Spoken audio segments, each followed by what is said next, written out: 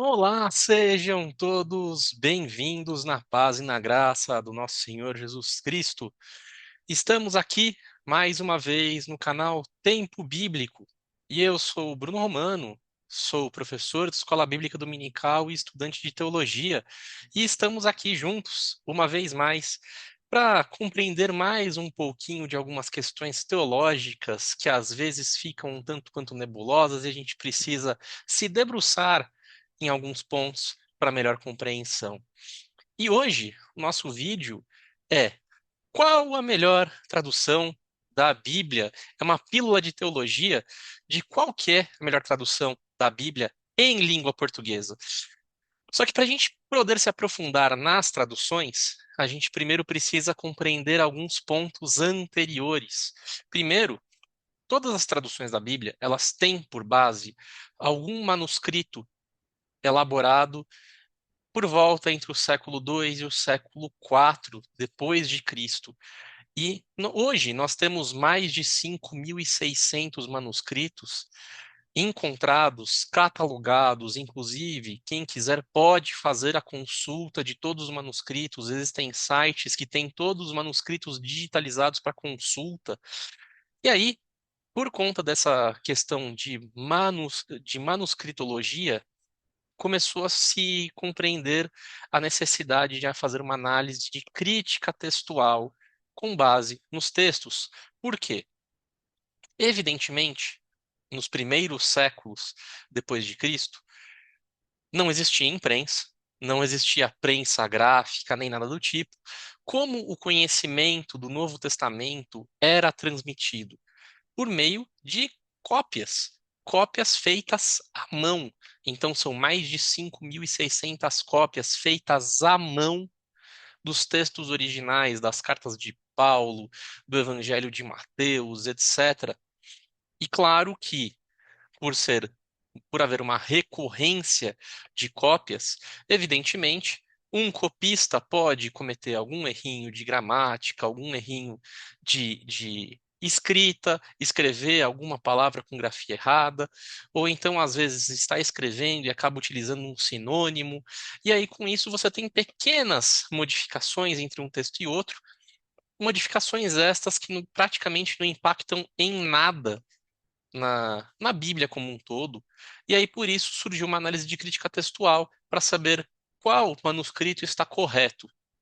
E a verdade, o que a gente pode ter consciência nesse sentido é de que é impossível saber efetivamente qual manuscrito está mais preciso com relação aos textos originários. É verdade que se nós formos pegar as modificações que são realmente relevantes, as modificações que são realmente relevantes, elas impactam, em verdade, em menos de 1% da totalidade do Novo Testamento. Ou seja, impactam algo próximo a nada. Mas mesmo esse impacto sendo inferior a 1%, existem alguns textos centrais que causam maior desafio em termos de tradução. E aí foram criadas as famílias dos manuscritos. Pegaram-se os desses 5.000 mais de 5.600 manuscritos, pegaram-se os manuscritos que eram mais próximos entre si, criaram-se famílias de manuscritos, e dentre essas famílias tem duas grandes famílias que são as famílias de manuscritos que são mais utilizadas hoje para a tradução bíblica. Quais são esses manuscritos? Uma, falando de uma maneira bastante abrangente e geral, tá? Existem cursos inteiros, existe pós-graduação de crítica textual. Por conta disso, esse vídeo ele não é exaustivo sobre o tema, é só para dar uma ideia bastante geral. E das duas grandes famílias, claro que essas duas grandes famílias elas são subdivididas em outras famílias de texto, mas vamos deixar em duas grandes famílias. A primeira grande família é a família do texto recebido. Existe uma história por trás dessa denominação de texto recebido, nós não vamos entrar, nós não vamos nos aprofundar com relação a isso, mas o texto recebido, ele é uma família que possui um maior número de manuscritos.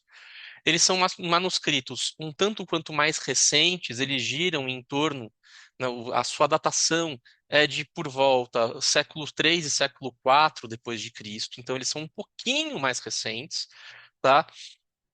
E ele tem um número muito maior de cópias. Então, a- por isso que acaba sendo uma maioria de textos, até por ser um pouco mais recente, acaba sendo mais fácil e mais abundante encontrar esses textos. E, embora eles sejam um pouquinho mais novos, não é tanta coisa, mas embora eles sejam um pouco mais novos, eles têm um maior número de manuscritos e eles têm algumas passagens que já são tradicionais no cotidiano brasileiro. Por exemplo, a passagem da mulher adúltera, que está no livro de João, o final do livro de Marcos, são algumas passagens que constam nessa grande maioria de manuscritos. A segunda outra grande família de textos é chamada do texto crítico. Por quê? Porque ele é oriundo muito, porventura também, da ciência da crítica textual, que é uma disciplina das faculdades de teologia que fazem uma análise dos textos, dos manuscritos, da manuscritologia, e por conta de ser oriundo da crítica textual, ele acaba se chamando de texto crítico, porque há por trás toda a ciência da crítica textual envolta nessa família de manuscritos. É um número menor de manuscritos, sim, é menor, mas são manuscritos mais antigos. E por serem mais antigos, até por isso acaba se tornando mais difícil de se encontrar os pergaminhos, os papiros da época que traziam esses textos. E ele é basicamente 99% muito parecido com o texto recebido. Mas algumas passagens bíblicas que constam no texto recebido não constam no texto crítico. Por exemplo, o final de Marcos, a passagem da mulher adúltera no Evangelho de João, entre alguns outros. Alguns versículos têm algumas nuances pequenas, mas por isso, acaba havendo essa distinção entre essas famílias de manuscritos. E por que nós estamos falando isso? Porque algumas traduções bíblicas, elas se baseiam no texto recebido para fazer a tradução do Novo Testamento, e outras traduções se baseiam no texto crítico para fazer a tradução do Novo Testamento. Basicamente, todas as nossas traduções, elas têm o mesmo ponto de partida com relação ao Antigo Testamento. Mas para o Novo Testamento existe essa distinção, por isso que pode haver uma certa diferença, claro que não é muito significativa, menos de 1% do total do texto, mas pode haver uma certa distinção com relação a algumas passagens específicas que você vai encontrar em algumas traduções, e em outras traduções ela talvez não conste ou conste de uma forma diferente, e nós já vamos pontuar com relação a isso. Esse é o primeiro ponto de partida. Quais são os manuscritos do Novo Testamento que são utilizados para a tradução da Bíblia? E isso é um ponto importante, porque se você acha imprescindível algumas passagens bíblicas, você vai precisar de uma determinada tradução. E se você compreende que essas passagens não são efetivamente relevantes no ponto central da fé, e não, efetivamente, se a gente for analisar, não são, porque elas não trazem nada específico que venha trazer uma distinção que não esteja trazida em outras passagens bíblicas, então você pode fazer uma leitura da Bíblia sem essas passagens. Então, este é o primeiro ponto de distinção. Quais manuscritos que foram utilizados para a tradução da Bíblia? Esse é o primeiro grande ponto de relevância. Nosso segundo ponto de relevância é qual foi a forma de tradução que foi utilizada para traduzir a Bíblia. Porque nós temos três grandes meios, três grandes mecanismos de tradução da Bíblia. O primeiro grande mecanismo de tradução da Bíblia é uma tradução, agora vou falar um pouco difícil, uma tradução de equivalência literal ou equivalência formal. O que é a equivalência literal ou a equivalência formal? É uma tradução, aspas, que tenta fazer uma tradução palavra por palavra. Como assim tenta fazer uma tradução palavra por palavra? É uma tradução que tenta ser o mais fiel possível até a estrutura que foi utilizada nas línguas originais, que no caso é hebraico e aramaico para o Antigo Testamento e grego para o Novo Testamento. Então você pega até a estrutura da frase, verbos, tempo verbal, se possível e se houver, substantivos, adjetivos, a formação, a ordem da frase, a ordem em que a oração foi concatenada, e você tenta manter tudo isso exatamente da mesma forma em que foi feito, foi realizado na língua original. Claro que existem diferenças, existem nuances que o- é evidente que o grego não é igual ao português, o hebraico não é igual ao português, o aramaico não é igual ao português. Então é evidente que, ao fazer uma tradução, por mais que você tenha que manter a estrutura, claro que alguns ajustes vão ser necessários, porque senão o texto vai ficar ininteligível. Isso acontece inclusive com línguas e idiomas mais recentes. Porque quando a gente fala de hebraico, aramaico e grego koiné, a gente está falando de idiomas que ou são muito pouco utilizados ou não são mais utilizados, então tem essa dificuldade. E se a gente for pensar numa tradução até de idiomas atuais, como por exemplo traduzir algo do inglês para o português ou do espanhol para o português, ainda assim alguns ajustes podem vir a ser necessários na tradução. Se isso já acontece com idiomas atuais, da atualidade, imagina com idiomas que são tão clássicos, tão antigos. Esses ajustes acabam sendo necessários, então por mais que você tente manter a estrutura rígida do texto original, alguns ajustes acabam sendo necessários, e por isso que aí nós vamos ter uma tradução que ela tende a ser mais literal, mas ela nunca vai ser exatamente literal, e nós temos uma outra tradução que ela vai ser um pouco menos literal. Então, a primeira forma de tradução é a tradução por equivalência literal ou formal, que é uma tradução palavra por palavra.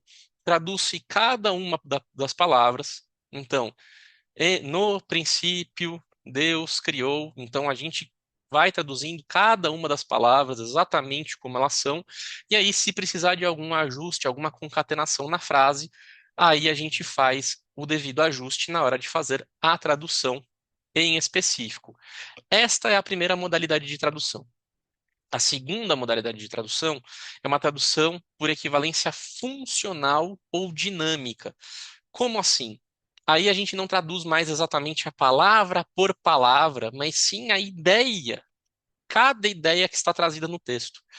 Traduz-se, a uma tradução, analisa-se a passagem inteira, vê qual que é a ideia que está sendo transmitida e traduz a ideia que está por trás, mantendo, evidentemente, uma certa correlação de estrutura, mas não se está tão preso à estrutura, diferentemente do que ocorre na tradução literal ou formal.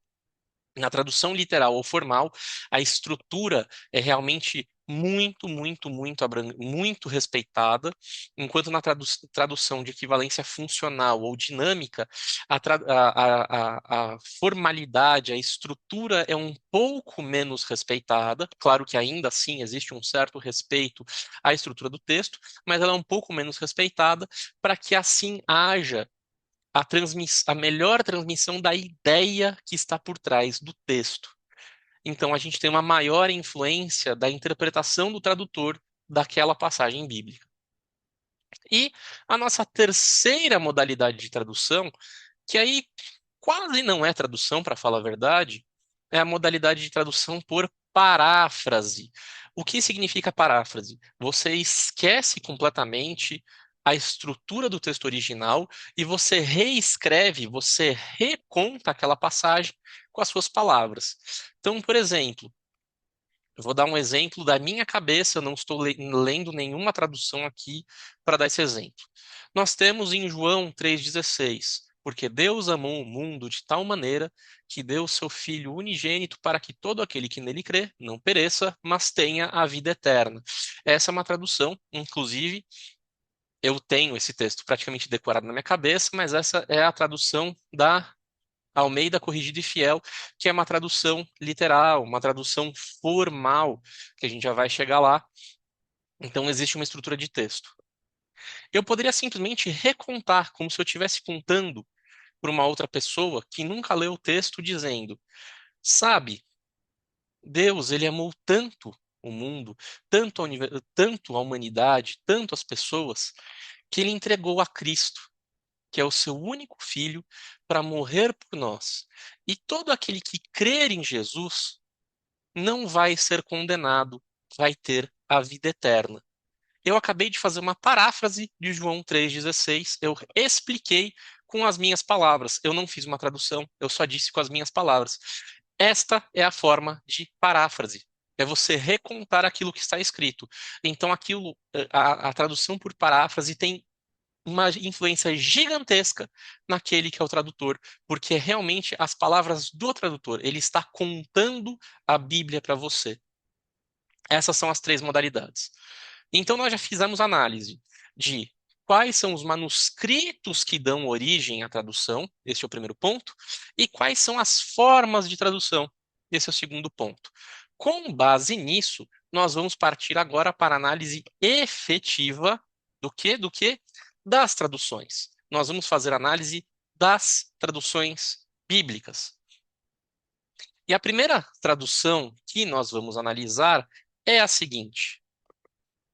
A primeira tradução que nós vamos analisar é da Bíblia Literal do Texto Tradicional, a Bíblia LTT.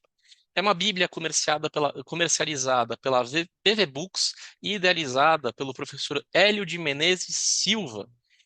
E ela tem por base, para começar, para o Antigo Testamento, o texto massorético, para o Novo Testamento, o texto recebido. Então, se vocês se lembram, o texto recebido é aquele texto que tem um maior número de cópias, tem um maior número de manuscritos, mas é um pouquinho mais recente, e é o texto que foi recebido, por exemplo, pela Reforma Protestante. Essa é a Bíblia mais literal que tem. Ela é uma tradução por equivalência literal e ela tenta manter rigidamente a estrutura do texto. Hoje é a nossa Bíblia que tem a tradução mais literal possível. Inclusive, para quem gosta de estudar línguas originárias, acaba se tornando um texto riquíssimo para fazer esse estudo. Então, a primeira tradução que nós temos é a Bíblia literal do texto tradicional, a Bíblia LTT, que é uma Bíblia que no Novo Testamento é baseada no texto recebido, nos manuscritos do texto recebido, e tem uma tradução por equivalência literal. Nossa segunda tradução que está sendo analisada é a Bíblia João Ferreira de Almeida, 1819, a JFA da BV Books, que também tem todas aqui que eu vou analisar, tem o Antigo Testamento como base no texto massorético e também o Novo Testamento com base no texto recebido. E também é uma Bíblia de tradução por equivalência formal. Talvez hoje seja a nossa segunda Bíblia mais literal que nós temos dentre todas. Então, primeira, LTT, a segunda, a JFA, João Ferreira de Almeida, de 1819.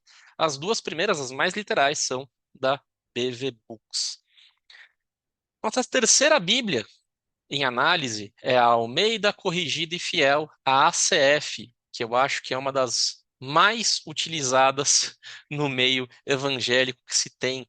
É uma tradução da Sociedade Bíblica Trinitariana do Brasil, a SBTB, que também utiliza o texto massorético para a tradução do Antigo Testamento e o texto recebido para o Novo Testamento.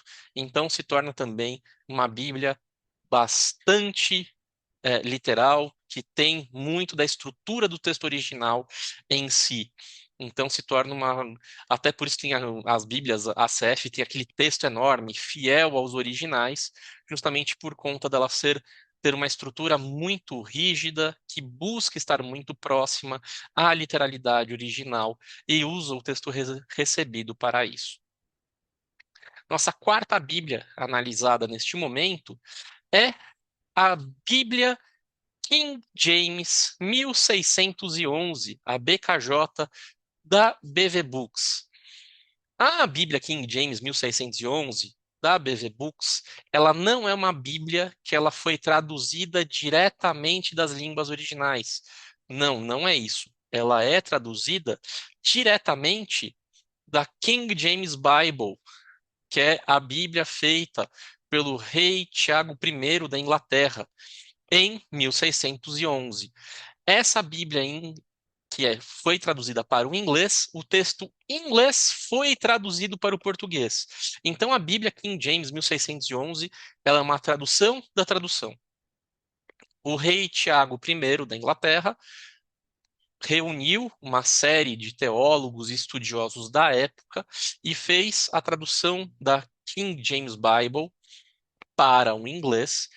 A King James Bible, ela teve por base o texto massorético para a tradução do Antigo Testamento e o texto recebido para a tradução do Novo Testamento. Só que também houveram consultas à Septuaginta.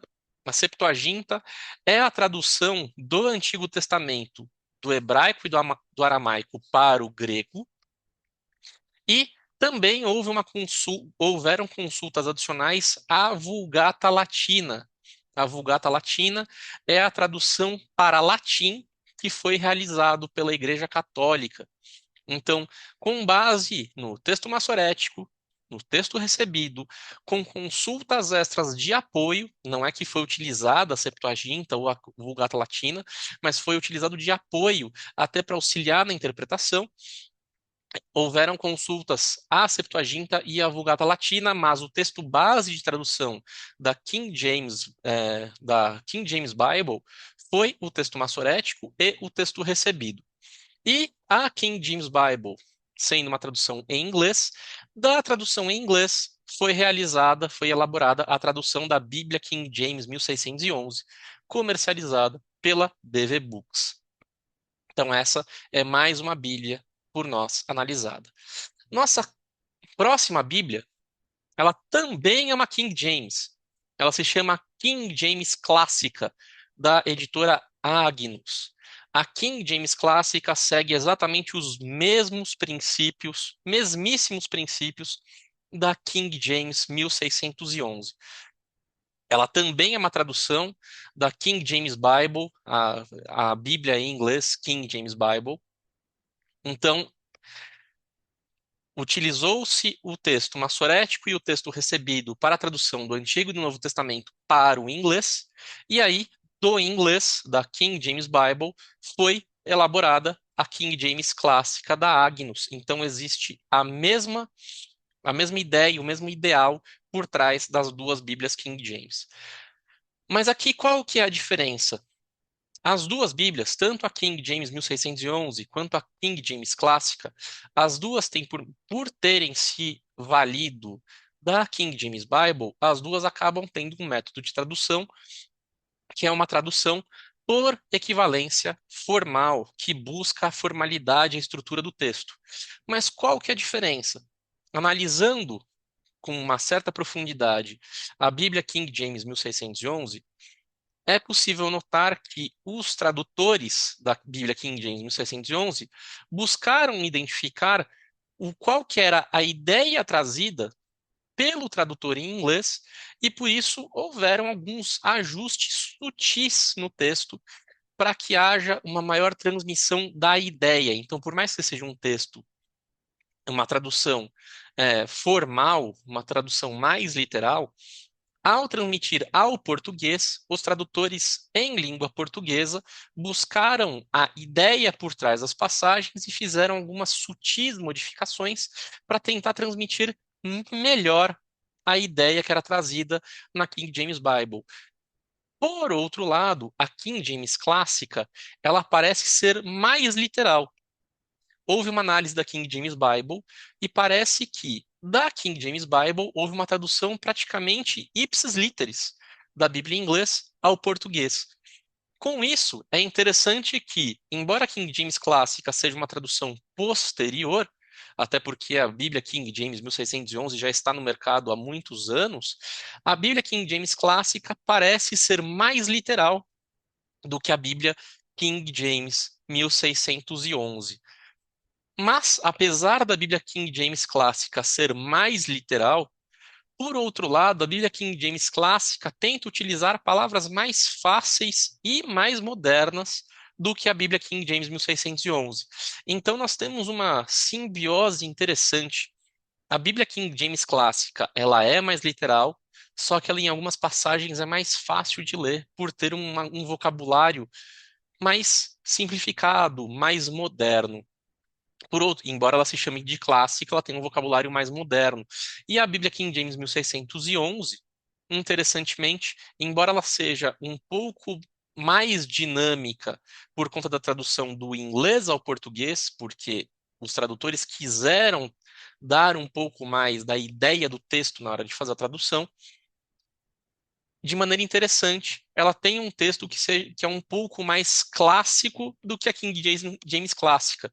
Então, nós temos uma simbiose interessante entre os dois textos, o que faz com que um praticamente seja complementar ao outro em alguns sentidos. Mas são duas ótimas traduções. Mesmo sendo uma tradução de uma tradução, mesmo sendo textos originais ao inglês e inglês ao português, embora seja uma tradução da tradução, são duas traduções muito boas e que valem a pena ser lidas. Nosso próximo texto é da Almeida Revista e Corrigida, ARC, ou ARC, que é da Sociedade Bíblica do Brasil, a SBB. Ela tem por tradução do Antigo Testamento o texto massorético e do Novo Testamento o texto recebido. Mas, embora a tradução tenha por base o texto recebido, há consultas ao texto crítico. Então, há algumas passagens específicas que são muito mais próximas ao texto crítico do que ao texto recebido. Então, acaba havendo uma simbiose entre texto crítico e texto recebido. Se torna uma Bíblia mais moderna nesse sentido, mas é uma Bíblia muito boa, é uma Bíblia de tradução literal, é uma Bíblia que busca extrair a estrutura do texto original para estar o mais fiel possível, ou se diz estar o mais fiel possível aos textos originários. Nossa próxima tradução é a tradução Almeida Edição Contemporânea, AEC, que é da editora Vida. Também é baseada no texto massorético para o Antigo Testamento e também do texto recebido para o Novo Testamento, e ela também tem uma tradução que é literal, uma tradução que ela é mais formal. Mas o interessante da EC é que ela tem umas palavras que já são mais modernas em comparação à ARC, à ARC e à ACF, e por isso ela acaba tendo uma leitura que é um pouco mais fluida, mais dinâmica, mas ela tem uma tradução mais formal também. Próxima tradução é a tradução da Almeida Revista e Atualizada, também da Sociedade Bíblica do Brasil, SBB, a tradução ARA. A tradução ARA, eu acho que é a primeira grande tradução que tem o texto massorético para o Antigo Testamento, mas utiliza o texto crítico para o Novo Testamento. Claro que as passagens que constam no texto recebido e que não constam no texto crítico, elas constam na ARA. A ARA não retirou os textos bíblicos que são, entre aspas, contestados, que há divergência entre os manuscritos originais. Só que a ARA faz a observação dizendo: apesar dessa passagem constar aqui, alguns manuscritos não contêm tal passagem. Então, deixa-se o aviso de que a passagem está ali, a passagem foi traduzida, mas alguns versículos têm essa menção de que esse versículo não constaria no texto crítico, e sim constaria nos manuscritos do texto recebido. Próxima tradução é a nossa Almeida, século XXI, a A21, da editora Vida Nova. Também utiliza o texto massorético para a tradução do Antigo Testamento e o texto crítico para a tradução do Novo Testamento. Até a Almeida Revista e Atualizada, até a ARA, que a gente mencionou acima, a tradução era puramente formal. Um texto que busca a estrutura do texto, que está realmente bem vinculado à literalidade dos textos originais. A Almeida século XXI, embora ainda seja uma tradução formal, ainda seja uma tradução mais literal, ela tem maior dinamicidade, ela tem maior fluidez. Então, muitas passagens. Você vai ler a Almeida 21, a A21, e vai ver a estrutura do texto, uma estrutura até já conhecida. Você vai ver muitas passagens e se lembrar da ACF ou da ARC, mas em alguns textos, não é a maioria, mas alguns textos em específico, você vai identificar uma maior dinamicidade, uma maior fluidez no texto.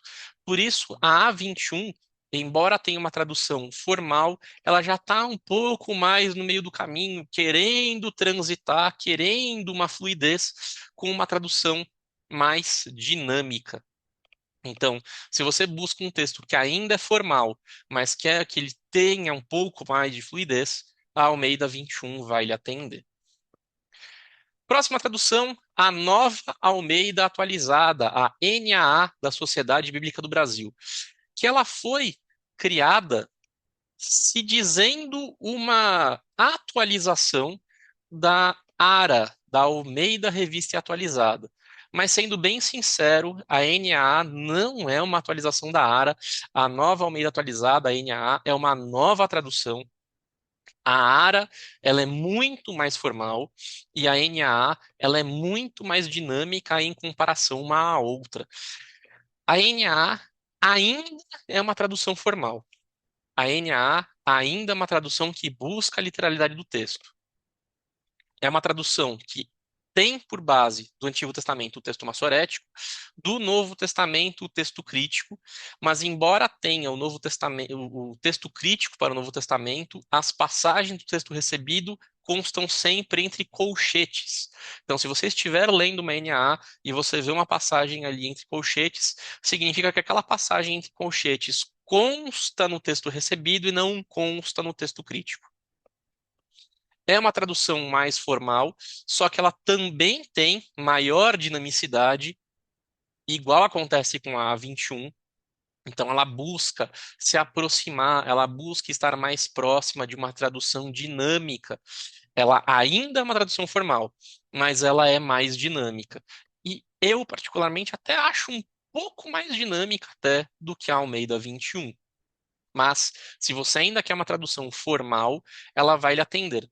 E uma coisa interessante, a nova Almeida atualizada, a NAA, nas passagens em que todas as demais traduções você vê muito a conjugação verbal em tu e vós, a nova Almeida atualizada traz as conjugações verbais em você e vocês. Claro que, com exceção das passagens em que o orador está se dirigindo a Deus, e isso exige, evidentemente, uma reverência, a pessoa, quando ela se dirige a Deus, a tradução ela vai estar em tu e vós. Mas nas situações cotidianas, por exemplo, um soldado romano falando com um apóstolo, não vai haver uma tradução com tu e vós ali, e sim você e vocês, porque há uma maior informalidade nas tratativas entre pessoas. A maior formalidade está apenas nas tratativas das pessoas para com Deus. Então, isso também traz uma maior fluidez no texto. Das nossas traduções aqui analisadas, é a primeira Bíblia que não tem as conjugações verbais em tu e vós, e sim você e vocês. Nossa próxima Bíblia é a Bíblia King James atualizada. Opa, mais uma Bíblia, mais uma King James. Qual que é a diferença da Bíblia King James atualizada? A Bíblia King James, 1611, e a Bíblia King James clássica são traduções das traduções. Você pega a King James Bible, que está em inglês, e traduz para o português. A King James atualizada não faz isso. A King James atualizada, a KJA da Abba Press, ela não é uma tradução da tradução.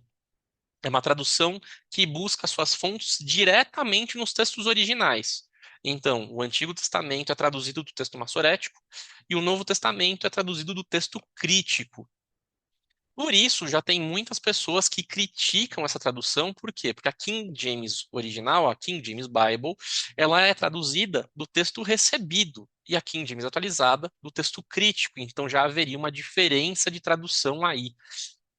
Mas a King James atualizada, embora ela seja traduzida diretamente dos textos originais, ela diz que se inspirou no modo de tradução da King James Bible e por isso ela adota esse nome de King James. É uma tradução ainda por equivalência formal, mas ela também tem muitas facilidades, muitos facilitadores que deixam o texto muito mais fluido, muito mais dinâmico, mas ainda não é uma tradução dinâmica. Nossa próxima tradução é uma tradução muito queridinha por muitos cristãos, que é a Nova Versão Internacional, NVI, que é uma tradução da editora Thomas Nelson. É uma tradução que tem por base o texto massorético para o Antigo Testamento e o texto crítico para o Novo Testamento. Mas nós temos alguns pontos que são necessários serem ditos. A NVI, ela foi originada nos anos 2000 e teve uma atualização singela, atualização ortográfica, entre outras coisas, em 2011. A NVI de 2011 ela tem uma tradução já mais dinâmica. A NVI, ela tem uma tradução mais dinâmica. Ela respeita em certo, ela até respeita a forma do texto, a estrutura do texto, mas no geral ela tem uma tradução dinâmica. Só que a Bíblia Nova Versão Internacional de 2011 sofreu uma massiva modificação em 2023. Então, nós podemos dizer que hoje nós temos duas NVIs: a NVI 2011 e a NVI 2023. E qual que é o grande detalhe? A NVI 2011 tinha a tradução dinâmica. A NVI 2023 deu um passinho atrás e ficou mais literal. Então, para quem gosta de texto literal, a NVI 23 pode atender melhor. Quem deseja uma tradução mais dinâmica, a NVI 2011 vai atender melhor. Então, nós já temos duas NVIs. As duas NVIs são texto massorético para o Antigo Testamento, texto crítico para o Novo Testamento. Outro detalhe, a NVI 2011, ela tinha ela colocava os versículos que compunham o texto recebido e colocava uma nota de rodapé dizendo: estes versículos não constam em alguns manuscritos. A NVI 2023 segue o caminho inverso. Ela retira os versículos que não estão no texto crítico e coloca os versículos na nota de rodapé. Então, se você quiser, você vai lá para a nota de rodapé e faz a leitura ali. Eu, particularmente, não gosto. Eu prefiro que o texto esteja lá e a observação diga que em alguns manuscritos ele não consta. Eu prefiro que o texto esteja lá do que ele tenha sido retirado e jogado para a nota de rodapé. Minha opinião. Então, essas são as grandes diferenças. NVI 2011 é uma tradução mais dinâmica, mais fácil a leitura, e que, embora esteja baseada no texto crítico, ela tem as passagens do texto recebido, com indicação que aquela passagem, em nota de rodapé, não consta nos manuscritos originais do texto crítico, só consta nos manuscritos do texto recebido. A NVI 23 ficou mais literal, e como ela ficou mais literal, ela vai trazer menor fluidez de leitura, diferentemente da 2011. Ainda é muito fluido, ainda é muito fácil a leitura, mas é um pouco menos fluido do que a NVI 2011. E ao invés do texto do e ao invés das passagens do texto recebido estarem no corpo do texto com observação na nota de rodapé, agora esses textos foram retirados e eles constam diretamente na nota de rodapé. Então, o corpo do texto não vai ter essas passagens que existe alguma contestação acadêmica sobre elas. Por conta disso, a NVI 2011 ela é mais completa, vamos dizer assim, e mais dinâmica, e a NVI 2023, ela acaba sendo mais literal e tendo alguns textos questionados na nota de rodapé de maneira direta. Nossa próxima tradução eu acho que quase que o máximo da dinamicidade de tradução, que é a nova versão transformadora NVT, a NVT do mundo cristão.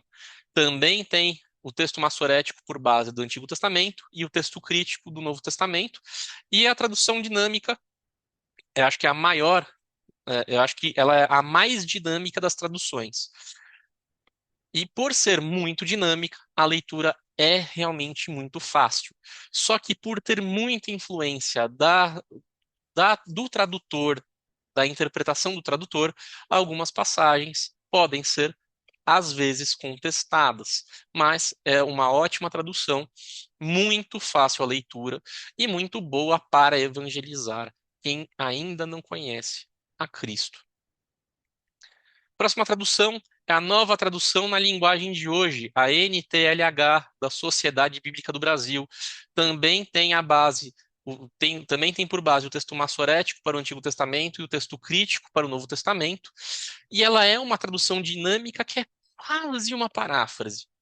A gente pode dizer que ela está ali no meio do caminho entre paráfrase e tradução dinâmica. Ela ainda é considerada uma tradução dinâmica, mas ela já está com um pé quase na paráfrase. Ainda se tem, você consegue enxergar um pouco ali da estrutura do texto original. É uma tradução, mas ela está quase indo para uma paráfrase. É uma Bíblia de linguagem muito acessível, muito acessível. Busca-se não utilizar termos complexos. É uma tradução realmente para evangelismo e principalmente para pessoas que ainda não têm um grande conhecimento da própria língua portuguesa. Serve muito bem como uma tradução de entrada para que essas pessoas aprendam a palavra do Senhor e depois venham a conhecer mais a língua portuguesa e com isso venham a se debruçar em outros textos bíblicos que têm traduções que sejam mais, entre aspas, difíceis. E agora nós vamos para nossas duas últimas traduções. As nossas duas últimas traduções, elas praticamente não são traduções, elas são efetivamente paráfrases. A primeira é a Bíblia Viva, a BV, do mundo cristão, que ela não, ela é uma tradução da tradução. Nos Estados Unidos, existe uma Bíblia chamada The Living Bible. A Living Bible, ela se baseou em uma outra Bíblia americana, que se chama American Standard Version, ASV, e a ASV teve por tradução o Antigo Testamento, o texto massorético, e para o Novo Testamento, o texto crítico. Então vamos lá. Primeiro nós temos a American Standard Version, a ASV, que foi traduzido dos textos originais com base no texto massorético e texto crítico para a formação do seu texto em inglês. Com base na American Standard Version, a ASV, foi produzida a The Living Bible. A The Living Bible é uma paráfrase da American Standard Version. Então, a The Living Bible já é uma paráfrase, só que é uma paráfrase em inglês. E aí, houve a tradução da The Living Bible para a Bíblia Viva. E a Bíblia Viva é uma paráfrase de uma paráfrase traduzida do inglês. É uma interpretação do tradutor. É o tradutor interpretando o que ele próprio compreendeu do texto bíblico. E por isso se torna algo realmente muito fácil de ler, porque realmente já tem toda a contextualização para tempo presente. E outra paráfrase que nós temos é a Bíblia A Mensagem, da editora Vida. A Bíblia A Mensagem é também uma tradução. Nos Estados Unidos existe uma Bíblia chamada The Message Bible, foi elaborada por Eugene Peterson. A The Message Bible é uma paráfrase da Bíblia em inglês. E aí, a The Message Bible foi traduzida para português e deu origem à Bíblia A Mensagem. A The Message Bible é uma paráfrase baseada no texto massorético para o Antigo Testamento e do texto crítico para o Novo Testamento. Então, a Bíblia A Mensagem, indiretamente, tem por base texto massorético e texto crítico. Mas não é efetivamente uma tradução, e sim uma reinterpretação da palavra de Deus com base naquilo que o tradutor quer manifestar e expressar. Aqui embaixo, eu vou colocar agora uma régua. Vocês vão ver uma régua das Bíblias que são mais literais, mais formais, até as Bíblias mais funcionais e dinâmicas e as paráfrases. E com essa régua aqui embaixo, você vai conseguir medir onde estão as traduções. Se a CF é mais formal, a King James 1611, ou a mensagem, você com base nessa régua, você vai conseguir se localizar para compreender qual que é mais formal, qual que tenta estar mais próxima do texto original e qual está mais distante. Feita toda essa explicação, vamos lá. Qual que é a melhor tradução da Bíblia? E eu posso dizer que a melhor tradução da Bíblia é a tradução que você entende. Mas agora eu vou dizer qual que é, na minha opinião, e é na minha opinião, e sendo a minha opinião, isso significa que a sua opinião pode ser completamente diferente e não tem qualquer problema com relação a isso. Qual que é a melhor tradução da Bíblia para mim? E vocês vão ver que eu tenho algumas traduções da Bíblia que eu gosto muito. Eu posso dizer que as Bíblias, as traduções da Bíblia que eu mais uso são a Almeida Corrigida e Fiel, a ACF, e eu utilizo a ACF muito para estudo. As duas Bíblias que eu mais uso para estudo são a ACF, Almeida Corrigida e Fiel, e a Bíblia King James 1611. São as duas traduções que eu mais uso para a Bíblia. Eu estou querendo ainda me adaptar à Bíblia King James clássica para ver se ela vai entrar aí no meu top 3 de traduções que eu uso para estudo. Mas são Bíblias que eu uso para estudo. Que eu pego, sento, faço uma análise exegética. São as minhas Bíblias de estudo. Estudo pessoal, estudo da palavra de Deus. Então, as minhas Bíblias de estudo, as minhas traduções de estudo são Almeida Corrigida e Fiel, ACF, e Bíblia King James 1611. Ainda que vou fazer um estudo mais aprofundado da King James clássica para saber se ela vai entrar aí ou não. Mas, por enquanto, essas são as minhas Bíblias que eu uso, as minhas traduções que eu uso para estudo.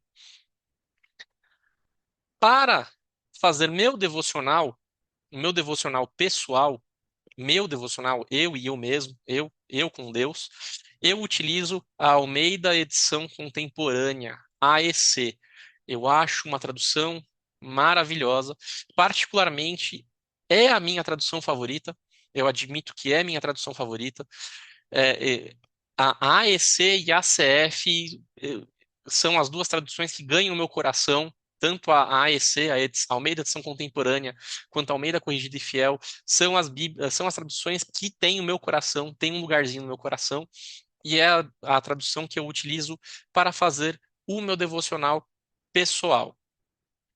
Para fazer o devocional com a minha esposa, sempre quando eu vou fazer o meu devocional junto da minha esposa, eu utilizo a Nova Almeida Atualizada, NAA. Nós fazemos a leitura bíblica juntos, minha esposa e eu, e nós utilizamos em conjunto a Nova Almeida Atualizada para o nosso devocional em conjunto. É uma tradução maravilhosa e que cai como uma luva no nosso dia a dia devocional. E por fim, eu utilizo a nova versão internacional de 2011, não a de 2023. Eu utilizo a nova versão internacional de 2011 para fazer leituras relativamente rápidas quando eu estou no táxi, ou no Uber, ou no 99, ou no ônibus, ou no metrô. É uma Bíblia muito boa para ter a leitura da palavra de Deus em momentos mais breves, em que eu estou em trânsito de algum lugar para o outro, estou indo ou para o tribunal, ou estou indo fazer alguma diligência, algum trabalho, eu vou, sento, pego a minha Bíblia, a minha NVI de 2011, e ela é ótima para fazer leituras rápidas nesses momentos de trânsito. Então, essas são as minhas traduções. A ACF, a Almeida Corrigida e Fiel, e a Bíblia King James 1611, eu utilizo para estudo. Lembrando que eu estou analisando a King James clássica para saber se ela também vai entrar no meu rol de Bíblias de estudo, mas a Almeida Corrigida e Fiel e a Bíblia King James 1611 são as minhas traduções de estudo, são as traduções que eu mais gosto de estudar e me aprofundar na palavra de Deus, para mim, são as que eu mais gosto. Para o meu devocional diário, eu uso a Almeida Edição Contemporânea. Para o meu devocional com a minha esposa, eu uso a Nova Almeida Atualizada, a NAA.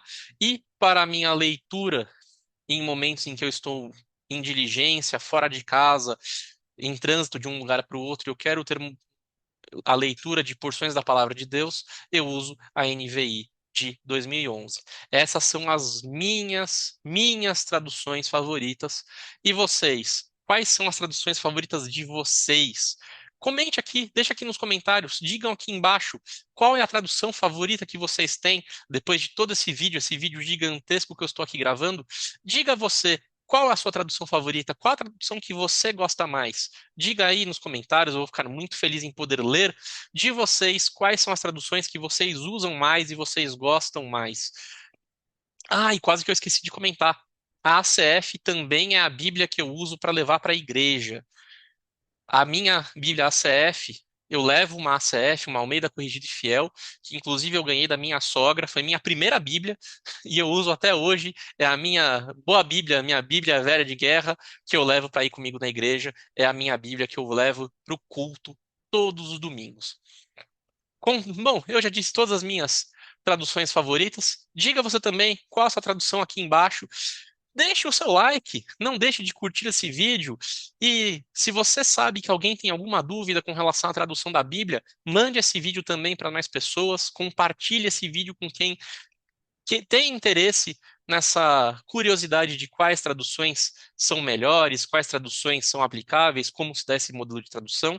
Se você não é inscrito no canal, se inscreva.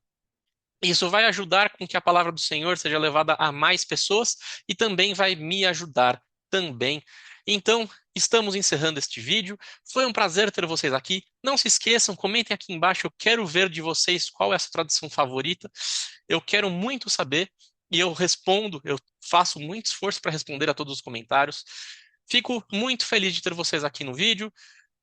Estamos encerrando por hoje. Eu desejo a todos vocês um dia maravilhoso e nos vemos no próximo vídeo, se Jesus não voltar antes. Que Deus abençoe a vida de vocês e nos vemos na próxima.